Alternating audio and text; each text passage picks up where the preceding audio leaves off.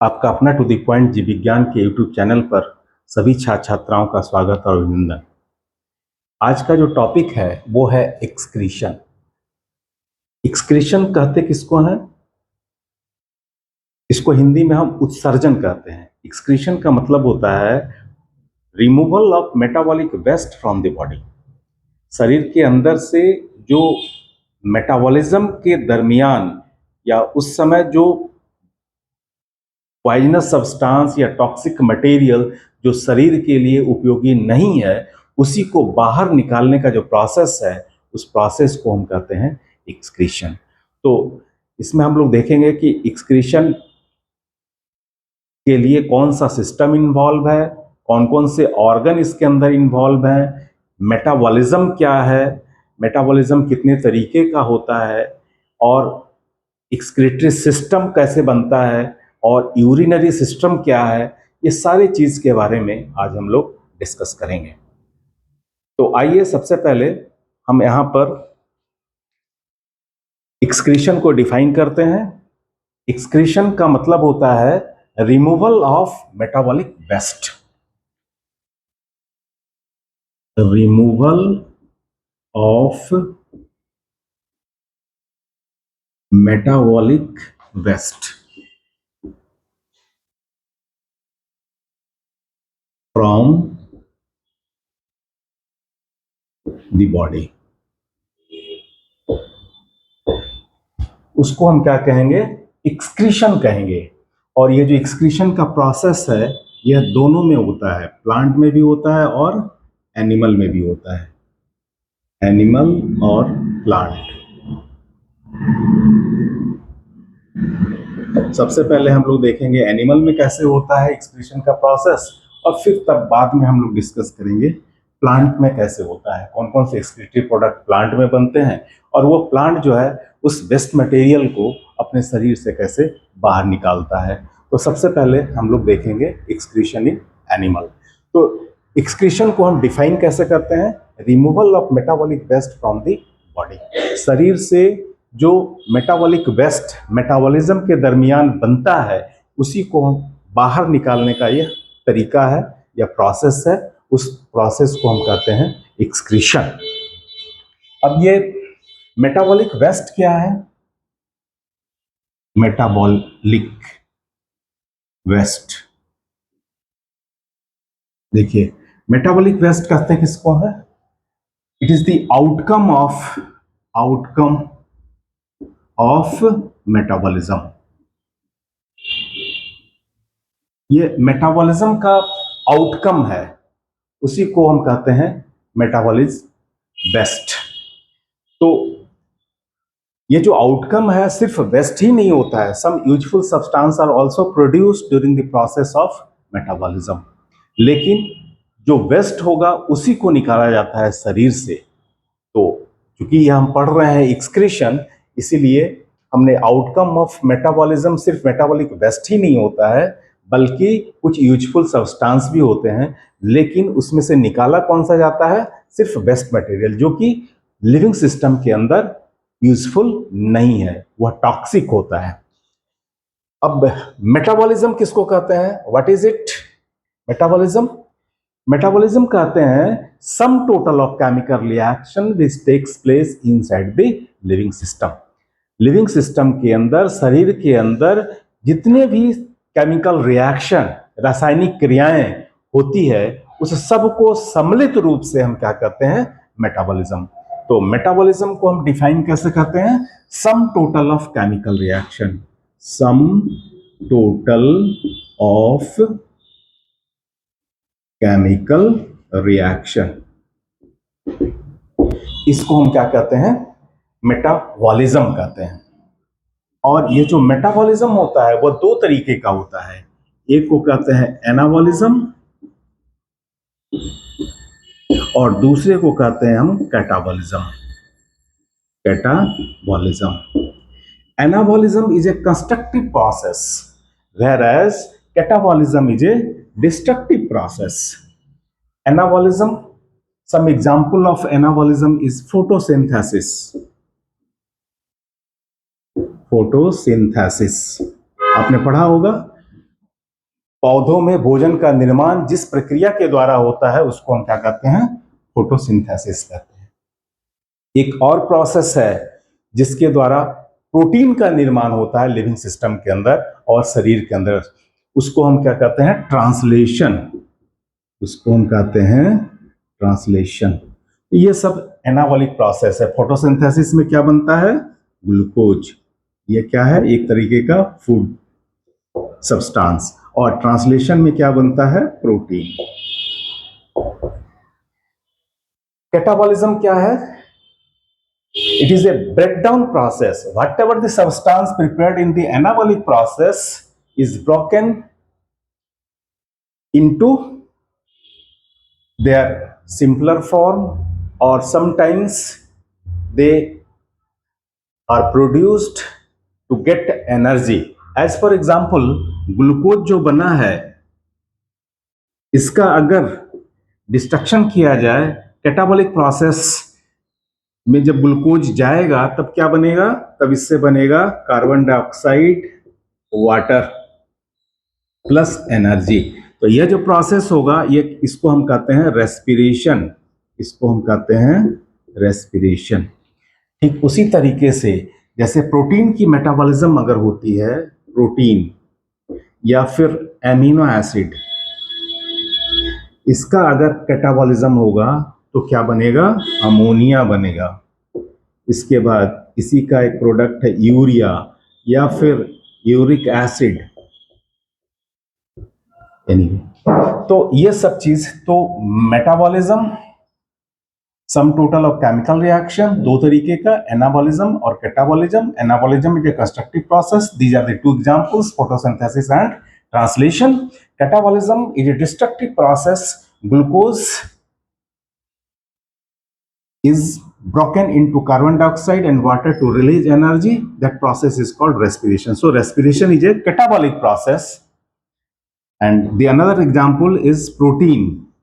जब protein molecule टूटता है तो अमोनिया बनता है और उसी से फिर यूरिया भी बनता है, यूरिक एसिड भी बनता है, या एमिनो एसिड का अगर मेटाबॉलिज्म होगा तो ये सब बाई प्रोडक्ट बनेंगे।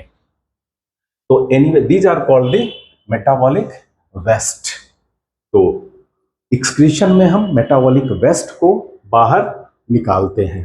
तो अब ये जो मेटाबॉलिक वेस्ट बाहर निकलता है तो उसको निकालने के लिए शरीर के अंदर, लिविंग सिस्टम के अंदर क्या होता है, तो वह जो लिविंग सिस्टम के अंदर जो स्ट्रक्चर है उसको कहते हैं हम एक्सक्रीटरी ऑर्गन। तो अब हम लोग देखते हैं व्हाट इज एक्सक्रीटरी ऑर्गन, कौन कौन से हैं एक्सक्रीटरी ऑर्गन्स। देखिए, एक्सक्रीटरी ऑर्गन की जब बात करते हैं हम तो इसमें दो तरीके के एनिमल्स होते हैं, एक होता है यूनिसेलुलर और दूसरा होता है multi cellular. Multi cellular, unicellular किसको कहते हैं, जिस एनिमल का शरीर एक सेल का बना होता है। जैसे एग्जाम्पल के तौर पर अमीबा, अमीबा का शरीर एक सेल का बना होता है और इसमें जैसे कार्बन डाइऑक्साइड रेस्पिरेशन के बाद उसके शरीर के अंदर जो कार्बन डाइऑक्साइड बनता है वो बाहर चला जाता है और रेस्पिरेशन के लिए ऑक्सीजन जो है, डिजॉल्व ऑक्सीजन जो पानी के अंदर होता है उसको वो अंदर लेता है। तो CO2 का बाहर निकलना और ऑक्सीजन का अंदर कहलाना क्या कहलाता है, रेस्पिरेशन। और वह जो प्रोसेस है किसके द्वारा होता है अमीबा में, that is called plasma membrane. तो प्लाज्मा मेम्ब्रेन हो गया जिसके द्वारा जो है वेस्ट मटेरियल को बाहर निकाला जाता है। तो प्लाज्मा मेम्ब्रेन और उस प्रोसेस, वह जो प्रोसेस है, जो फिजिकल प्रोसेस है जिसके द्वारा CO2 को बाहर निकालते हैं और ऑक्सीजन को अंदर लेते हैं, वो क्या कहलाता है, डिफ्यूजन कहलाता है। ठीक उसी तरीके से एक और एनिमल है जिसका नाम है पारामीशियम। पारामीशियम यह भी यूनिसेलुलर एनिमल है, यह भी एक प्रोटोजोआ है। इसके अंदर जो वेस्ट मटेरियल को निकालने के लिए एक स्पेशल स्ट्रक्चर होता है, इसको कहते हैं कॉन्ट्रैक्टाइल वैक्यूल। Contractile vacuole. तो ये यूनिसेलुलर में एक प्लाज्मा मेम्ब्रेन हो सकता है अमीबा के अंदर और इसमें कॉन्ट्रैक्टाइल वैक्यूल होते हैं। उसके बाद मल्टीसेलुलर एनिमल की अगर बात करें तो जो मल्टीसेलुलर एनिमल है उसमें जो एक्सक्रीटरी ऑर्गन के रूप में क्या क्या हो सकता है? एक जो एक्सक्रीटरी ऑर्गन जो बनेगा जिसके द्वारा वेस्ट मटेरियल को शरीर से बाहर निकाला जाएगा, वो कौन कौन सा हो सकता है? एक हो सकता है मल्टीसेलुलर एनिमल में, ये हम बात करते हैं यहाँ अर्थवॉर्म, अर्थवॉर्म। दूसरा लीच। तीसरा इंसेक्ट्स।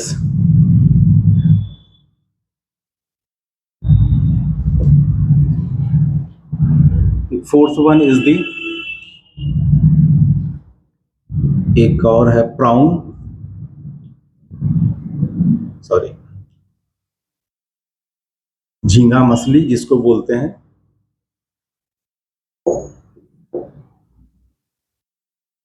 इसके बाद फिर बात करेंगे हम वर्टिब्रेट्स में। देखिए जो अर्थवॉर्म है इसका जो एक्सक्रीटरी ऑर्गन है उसको हम कहते हैं नेफ्रीडिया। लीच में होता है, इससे जो थोड़ा सा लेस डेवलप्ड स्ट्रक्चर है नेफ्रीडिया की तरह, उसको कहते हैं प्रोटोनेफ्रीडिया। प्रोटोनेफ्रीडिया। वहीं पर इंसेक्ट के अंदर जो एक्सक्रीटरी ऑर्गन है वह एक ट्यूबुलर स्ट्रक्चर है जिसको कहते हैं मल्पीगियन टिबल्स। मल्पीगियन टिबल्स। और प्राउन के अंदर होता है green gland. These are the excretory organ and their respective animals. ये जितने एनिमल है ये क्या है? इनवर्टिब्रेट्स हैं जिसमें रीढ़ की हड्डी नहीं होती है। और एक ऐसा एनिमल का ग्रुप है जिसको हम कहते हैं वर्टिब्रेट्स। देखिए जो वर्टिब्रेट्स में जो एक्सक्रीटरी ऑर्गन होता है वो क्या होता है? एक होगा आपका स्किन, दूसरा होगा लंग्स, तीसरा लीवर, और जो सबसे इंपॉर्टेंट है एक्सक्रीटरी ऑर्गन और वह है आपका kidney. Number 1, number 2, number 3 and number 4। ये है एक्सक्रीटरी ऑर्गन वर्टिब्रेट एनिमल में जो जिसके अंदर बैकबोन पाया जाता है। तो देखिए स्किन से क्या निकलता है? शरीर के अंदर से कौन सा चीज निकाला जाता है? सॉल्ट और excess water. Salt and excess water, इसको निकालते हैं। लंग से क्या निकलता है?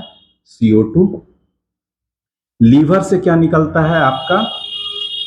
Bile pigments, bile pigments. और किडनी से क्या निकलता है? Nitrogenous waste, mostly nitrogenous waste, nitrogenous waste. ठीक है।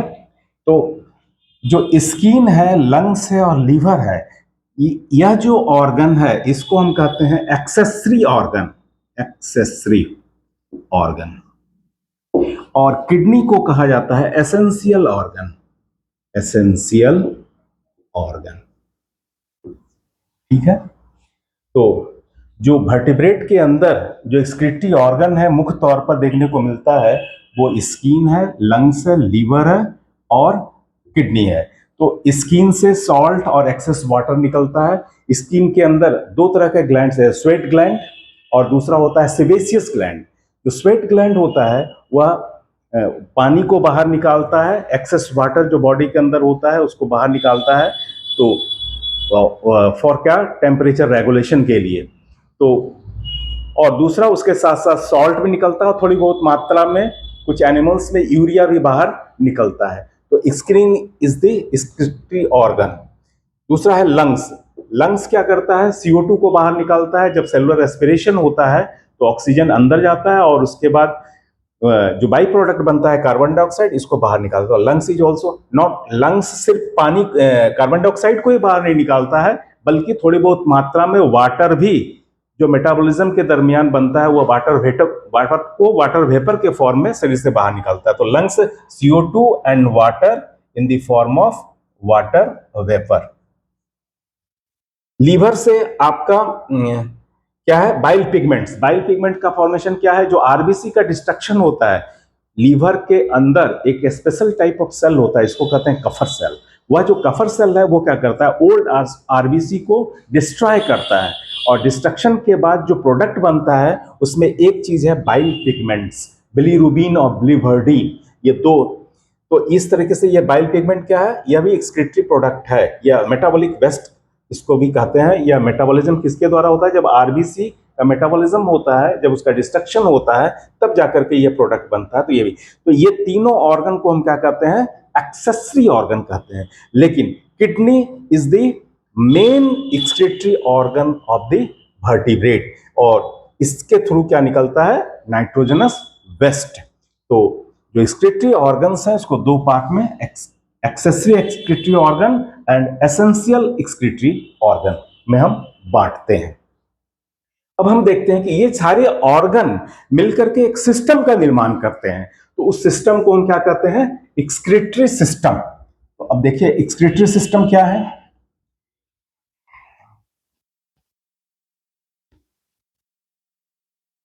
एक्सक्रीटरी सिस्टम,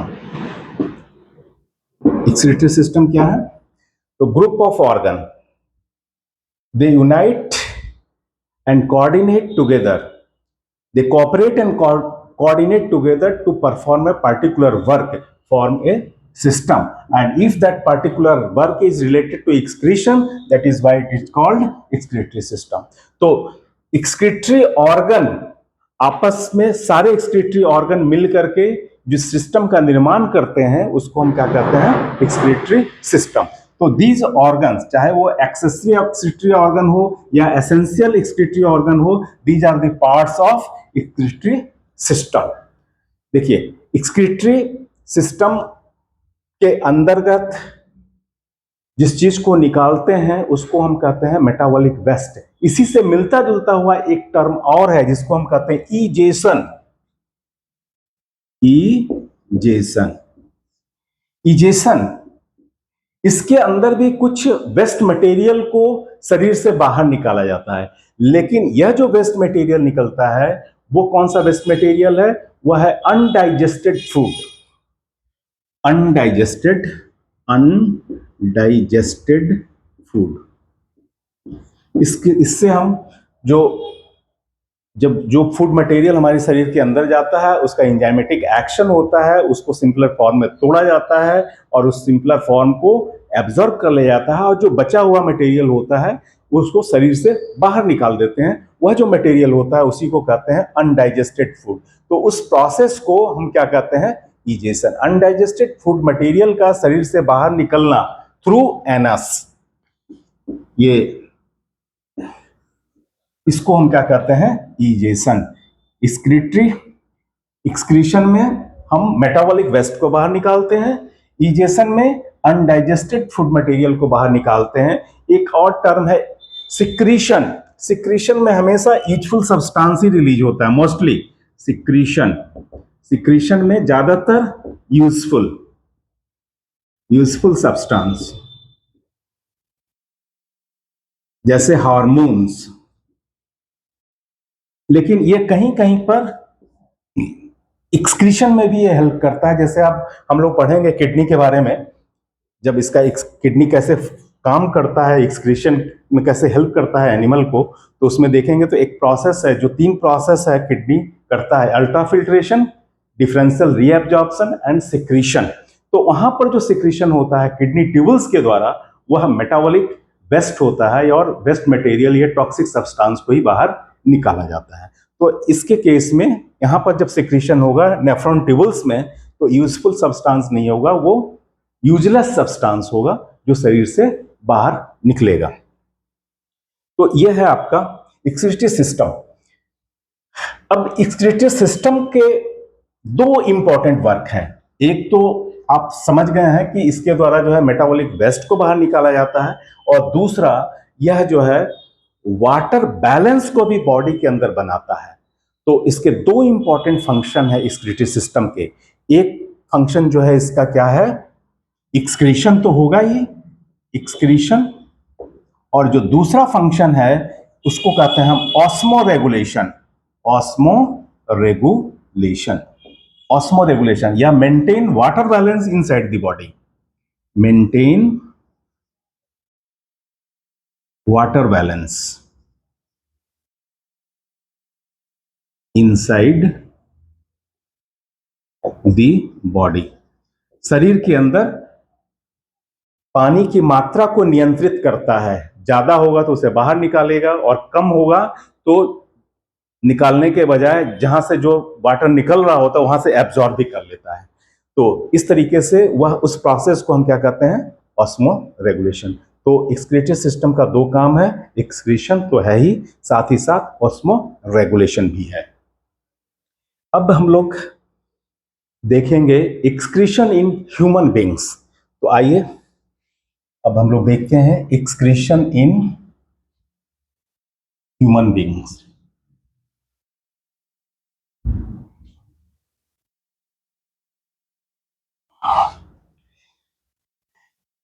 ह्यूमन बींग में एक्सक्रीशन के लिए क्या क्या होता है, एक्सक्रीशन इन ह्यूमन बींग्स। तो एक्सक्रीटरी ऑर्गन कौन कौन से इन्वॉल्व होते हैं, एक तो हो गया स्किन, दूसरा हो जाएगा लंग्स, और तीसरा लीवर, और इसके बाद आएगा किडनी। तो स्किन से जो सॉल्ट है, वाटर है, वो निकलता है, लंग्स से CO2 और लीवर से बाइल पिगमेंट्स। अब तो ये सब एक्सेसरी ऑर्गन्स है जो कि ह्यूमन बींग्स में भी पाया जाता है, क्योंकि मैन भी क्या है, एक वर्टिब्रेट एनिमल है। अब किडनी की बात करें तो जो एक्सक्रीटरी सिस्टम है ह्यूमन बींग का, वो मोस्टली जो है किडनी और उससे एसोसिएटेड ऑर्गन, वही जो है मेटाबॉलिक वेस्ट को शरीर से बाहर निकालता है। तो इसलिए इसको कहते हैं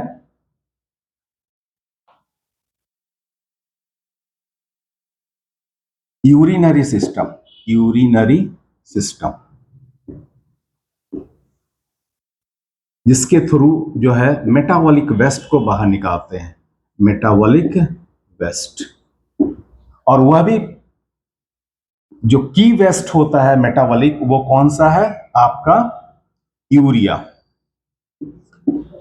अब ये यूरिया बनता किस चीज से है और कहां बनता है, ये यूरिया जो मेटाबॉलिक वेस्ट है वो हमारे शरीर के अंदर बनता कहां है, तो वो बनता है हमारे शरीर के अंदर लीवर में। ये बनता है आपका लीवर, लीवर में ये बनता है। और किसके मेटाबॉलिज्म से ये यूरिया का निर्माण होता है, प्रोटीन के मेटाबॉलिज्म से। देखिए प्रोटीन के मेटाबॉलिज्म से यूरिया तो बनता ही है, इसके साथ साथ और क्या क्या बन सकता है, एक तो हो गया आपका अमोनिया भी बनता है, NH3। एक और चीज बनता है यूरिक एसिड, यूरिक एसिड भी बनता है, और फिर एक यूरिया भी बनता है। तो first ammonia, second uric acid, और थर्ड यूरिया। इसमें सबसे ज्यादा पॉइजनस जो होता है अमोनिया होता है, और यह एक्वेटिक एनिमल में वेस्ट प्रोडक्ट के रूप में शरीर से बाहर निकलता है। एक्वेटिक एनिमल जैसे बोनी फिशेज, बोनी फिशेस में अमोनिया जो है एक्सक्रीटरी प्रोडक्ट है। यह हाईली टॉक्सिक होता है, पानी में घुलनशील भी है, इसलिए यह शरीर से आसानी से निकल जाता है। और इसकी तुलना में जो यूरिक एसिड है वह लेस टॉक्सिक है। तो अमोनिया को यूरिक एसिड में कन्वर्ट करता है, किस एनिमल में कन्वर्ट होता है, वो है जैसे बर्ड्स या फिर रेप्टाइल्स। ये यूरिक एसिड, इसके एक्सक्रीशन के लिए पानी की कम मात्रा की जरूरत पड़ती है, लेकिन जो यूरिया है यह भी लेस टॉक्सिक है, लेस टॉक्सिक, और इसके एक्सक्रीशन के लिए थोड़ी बहुत मात्रा में पानी की आवश्यकता पड़ती है, रिक्वायर्ड वाटर, रिक्वायर्ड वाटर। तो मॉडरेट अमाउंट ऑफ वाटर चाहिए इसको शरीर से बाहर निकालने के लिए। और यह भी कैसा है, लेस टॉक्सिक है। यह भी यूरिक एसिड भी लेस टॉक्सिक है, लेकिन अमोनिया है हाईली टॉक्सिक, हाईली टॉक्सिक। तो इस तरीके से प्रोटीन के मेटाबॉलिज्म से तीन, सबसे पहले अमोनिया बनेगा और इस अमोनिया जो हाईली टॉक्सिक है, इसके बाद यूरिक एसिड या इसी से यूरिया का निर्माण होगा। तो जो यूरिया जो एक्सक्रीटरी प्रोडक्ट है वो किस में होता है? एम्फीबियंस में, एम्फीबियंस। और किस में निकलता है urea as a excretory product के रूप में? यूरिन के साथ ये बाहर आता है यूरिया, मोस्टली जो मेन कंटेंट है यूरिन का, और मैमल, ये दो में ये है आपका यूरिया। तो यूरिया एम्फीबिया और मैमल्स में, यूरिक एसिड बर्ड्स और रेप्टाइल्स में, और हाईली टॉक्सिक जो अमोनिया है वो बोनी फिशेज में, या फिर एम्फीबिया का जो टेटफॉल लार्वा है उसमें भी, टेटफॉल लार्वा। तो यह है आपका एक्सक्रीटरी सिस्टम ह्यूमन बींग्स में। जो मेन उसको जो स्पेशल ऑर्गन है उसको हम क्या कहते हैं? किडनी के द्वारा अगर होता है तो उसको, वह जो सिस्टम है उसको हम यूरिनरी सिस्टम कहते हैं। और यह जो यूरिनरी सिस्टम है इसका स्ट्रक्चर देखते हैं, इसमें कौन कौन से ऑर्गन्स हैं और उनका क्या काम है। तो आइए अब हम लोग डिस्कस करते हैं urinary system in human being. सबसे पहले तो इसका डायग्राम बनाते हैं और फिर उसका स्ट्रक्चर हम लोग देखेंगे। मेरे साथ साथ आप भी डायग्राम को ड्रॉ कीजिए। यूरिनरी सिस्टम,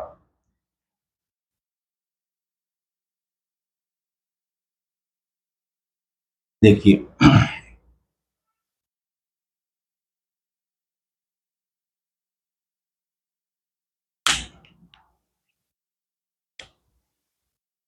ये है आपका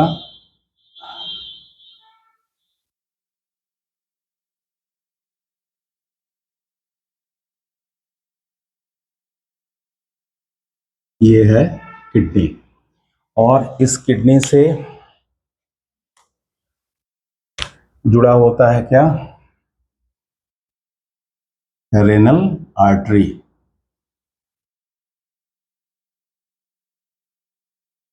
सॉरी,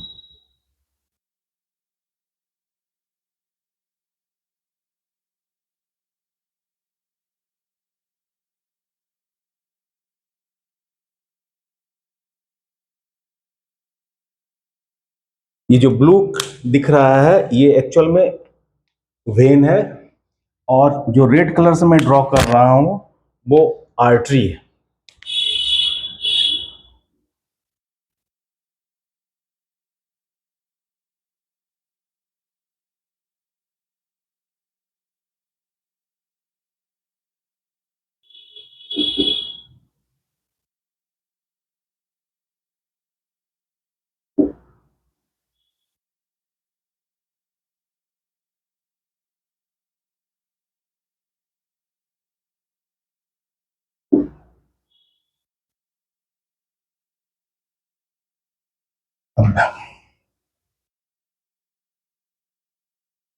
ये आगे चल के इस तरीके से ये स्ट्रक्चर में कन्वर्ट होता है, और ये जो है आपका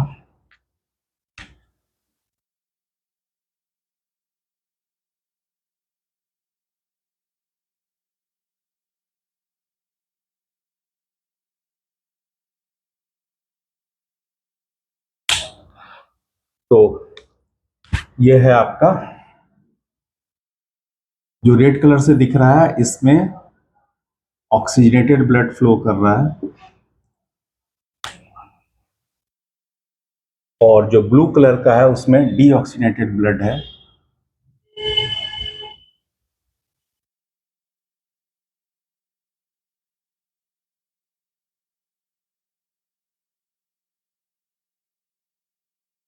ये हो गया आपका यूरेटर, इस स्ट्रक्चर को यूरेटर बोलते हैं। और ये कहाँ खुलता है? एक ब्लाडर में खुलता है जिसको हम कहते हैं यूरिनरी ब्लाडर। और यूरिनरी ब्लाडर बाहर जो है यूरिन को निकालता है, यहीं पर स्टोर होता है और समय समय पर बाहर निकलता है। इस स्ट्रक्चर को हम क्या कहते हैं? यूरेथ्रा। इसको हम कहते हैं यूरेथ्रा। इसको कहते हैं यूरेटर। यूरेटर ये है आपका किडनी। और ये जो है आपका पोस्टीरियर वेना कावा, ये है पोस्टीरियर वेना कावा, जो लार्ज वेन है। और ये है आपका जो रेड कलर से दिख रहा है, ये है आपका ओरोटा। ओरोटा। और तो यही जो ओरोटा है, यह देखिए यहाँ पर जुड़ा हुआ है किस चीज से? ये किडनी से जा रहा था। इसको कहते हैं रेनल आर्टरी। जो रेड कलर का है वो क्या है? रेनल आर्टरी है। और जो आपका ब्लू कलर से है वो रेनल वेन है। तो वेन के थ्रू ब्लड बाहर निकलता है और आर्टरी के थ्रू ब्लड अंदर जाता है। तो ये अंदर जाने वाला है। और जो वेन है वो ब्लड्स को यहाँ से बाहर निकालता है। तो ये ब्लड को बाहर निकालेगा, यहाँ से ये बाहर निकलता है और इसके थ्रू जो है ये अंदर आता है। सॉरी, रेड कलर से इसको। तो ये जो है, ये जो ट्यूब इसके अंदर ले जा रहा है ब्लड को, उसको कहते हैं रेनल आर्टरी। और जो ब्लू कलर का है इसको कहते हैं रेनल वेन। तो ये है रेनल आर्टरी और रोटा से ही अटैच रहता है। और दूसरा है जो आपका वो है रेनल वेन।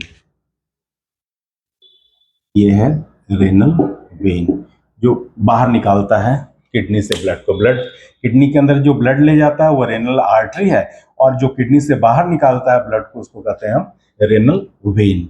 तो ह्यूमन बीइंग के अंदर जो किडनी होता है उसकी संख्या कितनी होती है? उसकी संख्या होती है 2।